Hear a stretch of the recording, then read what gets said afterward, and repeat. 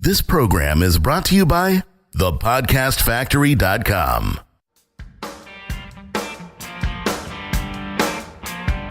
Hi, my name is Igor Kheifets, and this is The List Building Lifestyle, the only podcast which delivers cutting-edge conversion strategies from the online trenches straight to your earbuds. Download the transcript of today's episode and all future episodes at listbuildinglifestyleshow.com. I also invite you to grab a free copy of the Wealthy List Builder Survival Guide at listbuildinglifestyleshow.com/survival. And now, once again, it's time to claim your list building lifestyle. You are listening to the List Building Lifestyle Show. Aren't you lucky to be here? Yes, you are. And here is the chief list builder, the Sultan of solo ads, Mr. Igor Kheifets. Oh, wow, the Sultan. Isn't that like a... I don't think I qualify for a Sultan. I think you need to have 3 wives minimum to be a Sultan. Oh, shoot, man. You're slacking. You better get to work. Oh, man, if you can find a legal loophole to do that, then I'm down. I'll, sure. Coach me. Coach me. Nice. I'm sure your wife's going to love that. Oh, yeah. She's going to be the one picking them for me. She's like, no, she's not worthy of my man. And, this one, we will test her out for, 500 clicks. You better make sure you get one that knows how to clean. Add one that knows how to clean. Another one that knows how to cook. I'm gonna get so sued because of you. Oh, shit. All right. I'm definitely getting into a lawsuit trouble. Look, I didn't know that's what Sultan meant. I was just trying to use alliteration. It's easy to remember. So, Igor, let's get serious now. We're having a lot of fun, but come on. What are we here for today? Well, it's really hard to tell because all we do is shoot the shit in these calls, right? It's really hard to keep delivering value every single day. I was watching just literally this week as we're recording, there was the big Super Clasico game, which is Real Madrid against Barcelona. And me and Dennis, I'm a Real Madrid fan as well as Manchester United fan. But, Dennis and my dad, they cheer for Barcelona, my brother too. And Barcelona ain't looking too good this year. And I was watching this video review by one of the ex-Barcelona players who I really respect, Thierry Henry. And, he said, look, everybody talks about how Barcelona ain't showing up. But first off, they're still fighting for the title. And second, it's really hard to be at the top of your game for 10 years, nonstop, every year, every game, playing like 50-something games every season. And, he has a point. And now that we're way past the 130 episode mark and we've done so many, I'm thinking, man, it's really hard to keep coming up with more things to talk about and with more value to give to the listeners. It's getting really difficult without repeating myself. Oh, Igor, you're putting too much pressure on yourself. With 130 episodes, you start going back to stuff you said in episode 2 and 3. They've already forgotten about that. You got to drive home them points. You should have included that in your quick start guide for successful podcasting. I have run into that, buddy. All jokes aside, today we're going to be chatting about something really important, and that is 2 things. First off, what is marketing? In other words, although we spoke about this many times on the show, a lot of people still don't understand what marketing truly means. They think marketing is driving traffic. They think marketing is joining a business opportunity. Well, no, it's not. Driving traffic is driving traffic, and joining business opportunities is literally joining business opportunities. When it comes to marketing, marketing means producing that indoctrinating content and communication to the marketplace that allows the marketplace to perceive you as a trusted authority and an expert, and then making a call to action for them to actually do something like buy from you or sign up on your list. And now, when it comes to marketing, it's really important to understand what it takes to create good marketing. Because, there's a lot of people out there who can produce content, but very few people that can actually do a good job of it, And I found out that it's really difficult sometimes for me to teach someone who's brand new to produce good marketing. And even though I give them all my secrets, they still fail to do that. And what I found is it often comes down to their experience. So in other words, kind of growing up in this industry, right? I've been here for almost 10 years now, kind of going through the motions. I took a lot of shit. I went through lots and lots of painful experiences. I got scammed, I got bruised, I tested traffic campaigns that failed, I had people refunding $6,000 coaching programs after 6 months of being in the program, Whoa. claiming I'm a scammer. I've had ripoff reports submitted against me. I've had so much crazy stuff happen to me that it's really easy for me to produce good marketing. Because to produce good marketing, you really have to have taken lots and lots of punishment in your career. That's what this experience and the lessons you learned are the prerequisite for you to produce something really good. Now, another example of this, something I've seen a couple of days ago, which kind of sparked the idea behind this episode. There's this Russian lady. She's like sort of like a stand-up comedian and an Instagram star and a YouTuber, and she's sort of like all around communicator, right? She's a public person. Has a ton of followers on YouTube, a ton of followers on Instagram in Russia. Very popular girl. Now, she's giving this dating advice or relationship advice, probably. Yeah, relationship is more accurate because she talks about the relationship, not so much about how to get, hooked up with the right guy. And she released this video. It said something so true. She said, "Don't message me thinking that I'm the saint and that I know everything about everything and when it comes to relationships and that I never made any mistakes. That's not true. The reason I'm able to produce all these videos for you and give you all this advice is because I made a ton of mistakes myself. I made every mistake in the book. I was divorced twice. I broke up with like a gazillion boyfriends and this and this and this, which makes a lot of sense. The reason she can give us advice is because she made the mistakes. Which brings me to another point, which I believe I mentioned in one of the recent emails that we sent out, and that is, what's up with all the coaches that are like 16 years old telling me how to live my life? Come on, right? Igor. You need a 16-year-old life coach because you do not have any vision. Yeah, sure. But seriously, I was scrolling through YouTube the other day on my phone. Not sure why I did that, by the way, because I'm committed not to do social media anymore, but I was, okay, guilty as charged. And I saw this video by this young guy. He was doing a video about why he got comfortable with being alone or something like that. Like he's alone and he's annoyed that people want to hang out with him and this and that. I'm like, dude, you are barely 20 years old. You haven't lived your life. You haven't really made mistakes. Why am I even sitting here listening to you, on how to live my life? Why were you? Even though his advice was pretty cool, by the way. The advice he gave was okay, but I'm sure he read it in the book and just kind of, repurposed it in his own video. But my point is, everybody's trying to teach you something even though they don't have this experience, which brings me to the point. That's why they can't really become true leaders yet, because they don't have this experience. Not yet anyway. They have to go out and make some mistakes and come back, with battle scars. And when you come back with battle scars, this is when this stuff truly kind of shines through you. You know what I mean? Like, you can be talking about the same thing that another guy is talking about, but it will shine through the other guy so much better than it shines through you.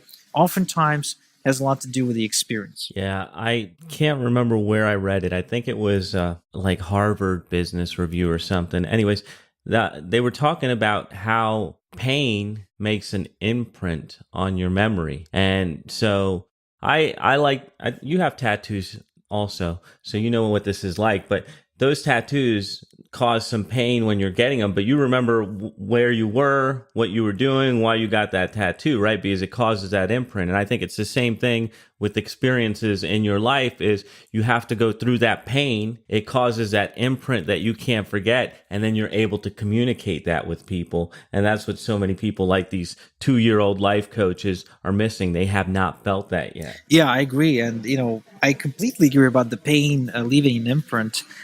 If you think about it, if I think about it, there's very few moments that are positive that I can remember from my childhood. Most of it is the bad stuff, especially if I, walk around near high school somewhere, I look at that thing and all of a sudden there's like flashbacks of really nasty experiences coming back to me. So yeah, it does leave a freaking imprint, and it does allow you to come from a really true place when you try to educate and indoctrinate your potential customers into working with you. And they really, they want to work with somebody who made the mistakes, by the way. They don't want to work with somebody who's got the blueprint. They want to work with somebody who can tell them war stories, one of the most effective marketing tactics that I've ever fell under the spell of, if you will. Right. So when it comes to Dan Kennedy, John Carlton, Gary Halbert, the one thing they all have in common is they have these crazy marketing war stories that they are telling, which not only build up their credibility so much, but also allow me to say, man, these guys know what they're talking about, and that's why I'm willing to pay John Carlton $2,500 for an hour of his time. $2,500 for an hour.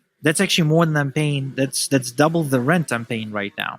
Okay, for an hour of his time, and you have to prepay for 4. The last time I checked. So, I mean, telling war stories is such a good, authentic marketing tactic. It doesn't require you to hype the crap out of your emails or videos or whatever. You just tell the war story, and you're instantly credible. I got to get some more war stories. I'm writing myself a note here. I need more war stories. I'm writing myself a note here. More war stories for everyone. All of a sudden, we're going to be blasting our list with all this stuff. But all right, so knowing the pain, going through the experience, and then being able to translate that to your market. So that's what you're saying is a good way to attract people. That's marketing. Is that what we're talking about here? Marketing? That's one of the pillars, I suppose. Yeah, that's the definition, right? One of the ways to market is to tell war stories that doesn't require you to go out and say, "Oh, I made $1 gazillion." If you haven't made it. Not to mention that even when you made $1 gazillion doesn't mean that you gotta go and talk about it, because it doesn't mean that your customers will make that, right? I think Ben put out a great email last week where he spoke about why he doesn't use numbers in email. And even if he does use some numbers, he usually doesn't use his own numbers, but only the successful case studies that the people send in from the newsletter, which is really smart. Really, really smart, because when I started out and there was this ClickBank launch craze, every headline looked the same. Here's the one-click button software that made me $7 million in 42 days, blah, blah, blah. Next day, something else is going live, and here's the WordPress plugin that produced $200,000 in the first 12 hours of me launching it, etc. So it's always like a claim attached to some sort of a number. And honestly, I don't like that sort of marketing. First off, it attracts their own kind of person. And second, it doesn't build up your credibility. It just makes the customer go, oh, another one of those assholes that screams numbers at me.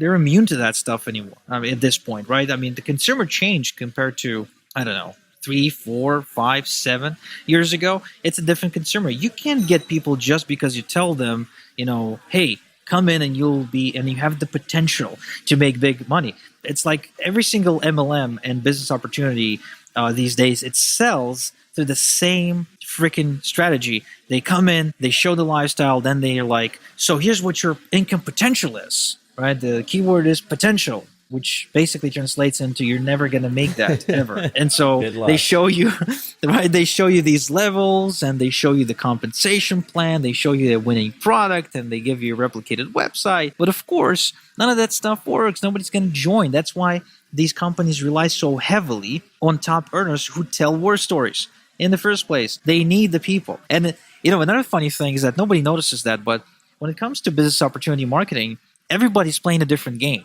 Like the company owner is playing the game of where can I recruit my next top earner that's going to bring me a lot of people, right? The top earner is playing a different game. The top earner basically plays the game of what's my next big shiny thing that I'm going to bring my team into. Nice. Right? And the people joining them at business, they're like, what's the next thing that is finally going to make me rich? So everybody's playing a completely different game, but nobody's realizing that. No kidding. And they all have way different agendas. Nice. He's breaking down everything in MLM. Everybody's going to hate him. You should be thanking this guy for this stuff. People are going to blacklist Igor for letting you know all this. Oh, that already happened, man. You're so late with that.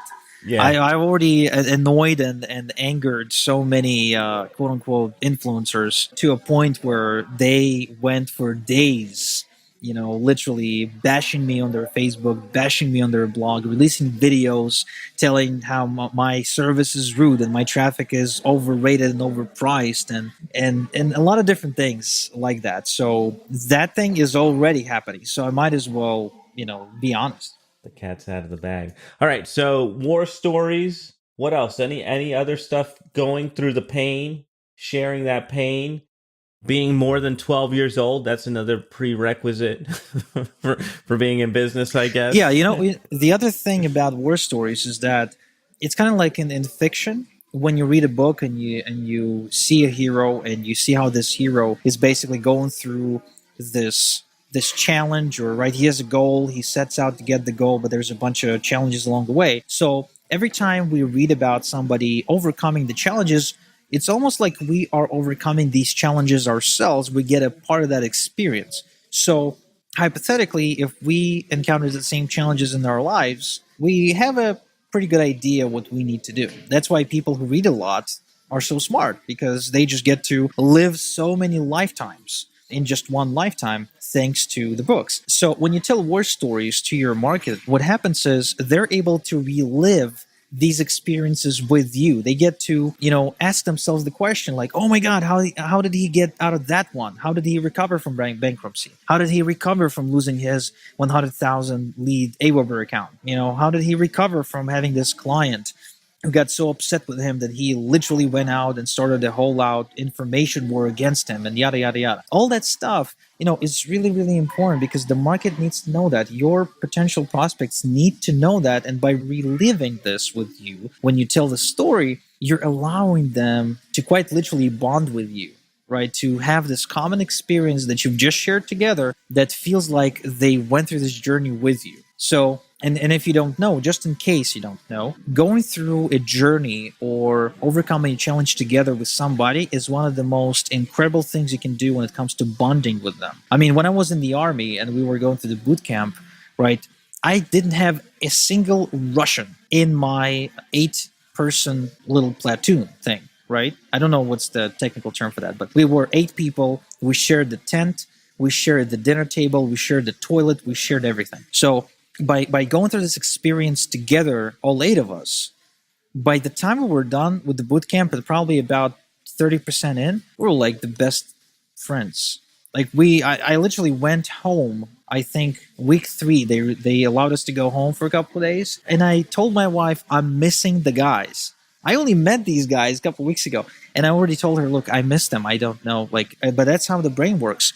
You go through an experience together, and it's almost like you're the best friends. Yeah, that's a popular movie plot, probably book plot and everything. The hero's journey story that Igor just described. If you guys don't know, look it up. Hero's journey framework. So, Igor, we're coming close to the end here. Anything else you want to say as we are wrapping up? Yes. One more thing that I picked up from Steve Martin's masterclass. The masterclass that I was sharing a couple episodes back.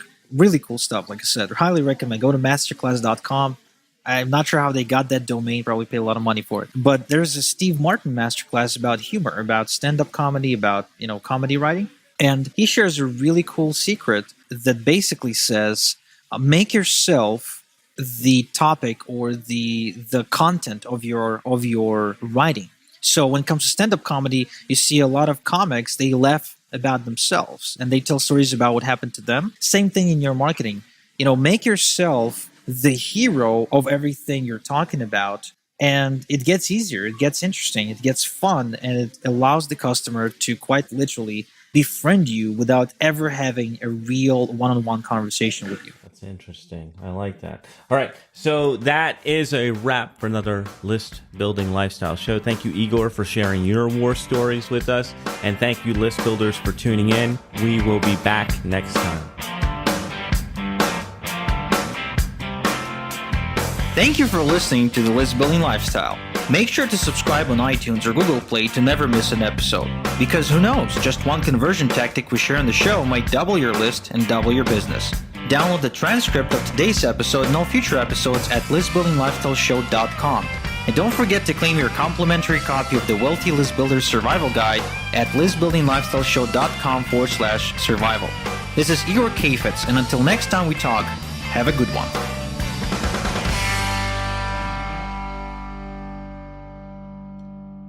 This is the podcastfactory.com.